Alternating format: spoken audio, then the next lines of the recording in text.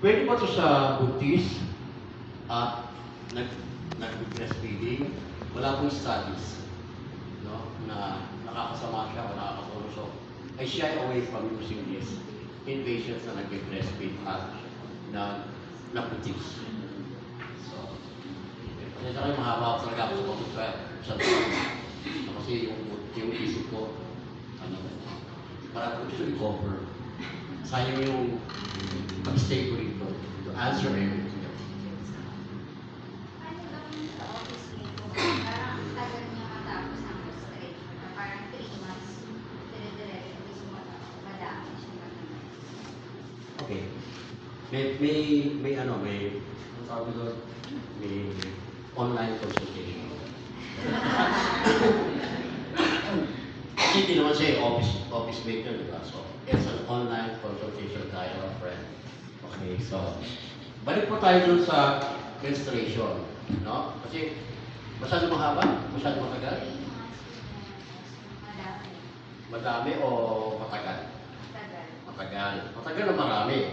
O, sige. Yung ito. Gusto ko i-correct. Baka may naniniwala pa sa inyo.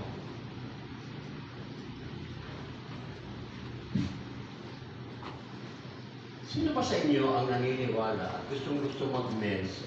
Dahil ang iniisip niya, pag hindi siya nag-mens, ang tugo, ang regla ay naiipon sa matres at lalaki ang tiyan o puso. Meron bang ganon? Sa totoo lang. Sige. Kasi po, yung pagre-regla, no, hindi po yan naiipon sa puson, sa uterus. At lalaki ang tiyan mo, kaya gusto mong magregla. At madumi. No, madumi yun, kaya gusto ko siya lumabas. No. Alam niyo po ito, kung ito yung matres mo, ito po ay, isip tayo ng prutas, avocado. No? Ipikit niyo yung mata niyo, mag-isip kayo ng avocado.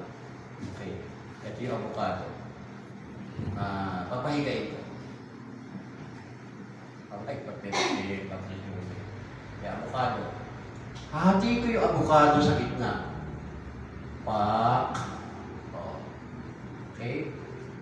Aalisin ko yung hinati ko sa ibabaw.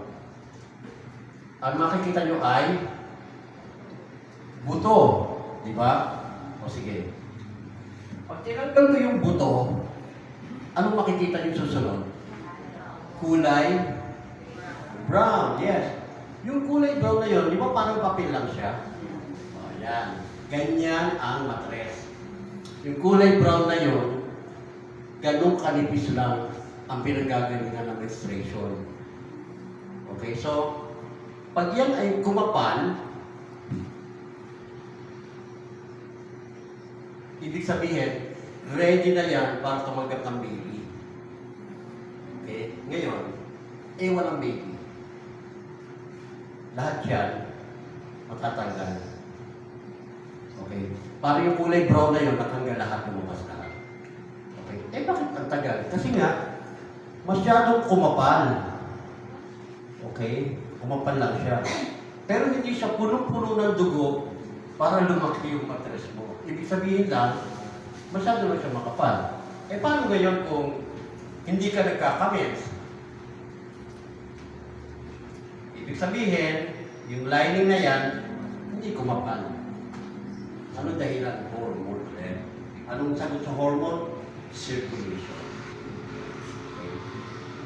So, sabihin natin sa online consultation ng friend mo na dapat magpa-examine siya using an ultrasound. May asawa na siya, wala ka. Pag may asawa na, pwede na ang transvaginal. No? Yung ultrasound machine pinapasok sa puwerta. Hindi pa improve lang. Okay? Ganyan lang siya. Ito yung ultrasound, no? Papasok doon. Kitang-kita mo lahat yan. Masasabi niya kung picos o hindi. Kung makapal ang lining o hindi. Lalo na yung mga matagal magdugo. Sigurado ko sa inyo, makapal yung lining na yan. So, anong ginagawa? Pwedeng gamot lang o pwedeng raspahin.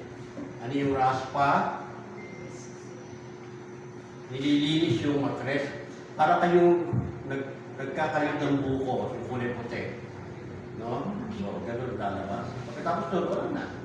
Hindi po kasama ang muscle, no? Pag niraraspa, sasabihin, ilang beses ka naraspa, ang nipis na ng matras mo. Hindi po totoo yun. Yung kulay brown lang ang tinatanya. Para lang ka-examine, bakit ganun ang patagal? Number 2, para malaman kung may cancer o wala. Okay? So, dapat lagi sa babae, annual. No? Nagpapa-ultrasound kayo, nagpapa-pap-smear kayo, nagpapa-examine kayo ng breast.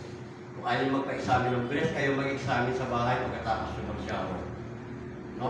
Napakasimple lang. Okay, ako yung babae. Nakaharap ako sa salamin. Dalawang daliri. Paraanin nyo na gano'n. Lalo na yung may mga wire, yung bra. Ako, yan, polish siya. O walang buko lang, kaysa kinikili. Wala. Bila naman, wala po. Safe ako ngayon taon ako. Okay? Yun lang po, siyempre. Huwag yun, wala, may bukol. Patusok ko na to. Kasi depende po yan eh. Dalawang klase ang doktor. No? May bukol ka, nakausap mo ako, gano'ng kalaki, masakit, hindi. Tsunami na lang natin yan. Uminom ka nito. Okay. Pero isa na surgeon, ano ba? Surgeon. May bukol ka po, iwain na natin yan. Kasi yun ang training niya. Maghiwa. Okay? Masakit yung kamay ko. Ibigyan ka ng curcumin. Pag surgeon, putulin na natin yan. Example. Okay. Sir, Po. bakit yung babae, para pabalik-balik ng infection, lalo na pag menopause? Lalo pag menopause.